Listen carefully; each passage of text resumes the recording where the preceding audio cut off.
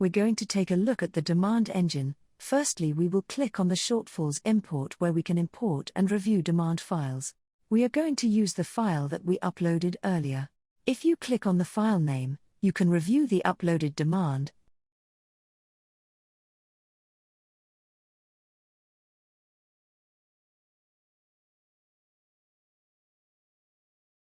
Once uploaded, you can process it, which will show a tick and put the shortfalls onto the roster.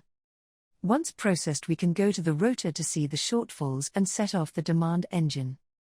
As you can see, at this stage flex workers have no shifts and the fixed worker shifts have no role attached to this stage. Click on the Shortfalls tab and you can see all of the shortfalls for both day and night shifts listed clearly at the bottom of the screen. To run the demand engine, select the date or dates of the demand to be resolved. In this case it is 11th August. Select Demand Engine option and then the groups of employees to use and then run Demand Engine.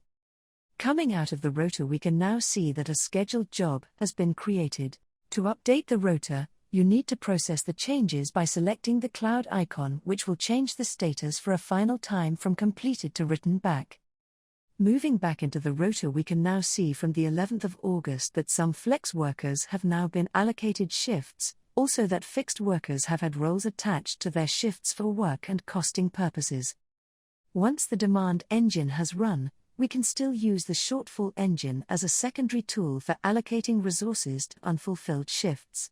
We can select single or multiple shifts that need allocating and ask for recommendations.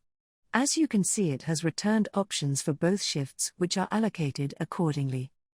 Recommendations can be returned in a variety of ways, from distance from shift to cost and hours available against contracted hours, for example. Select the required options and then select the Allocate button to assign the shifts, which are then displayed on the rotor.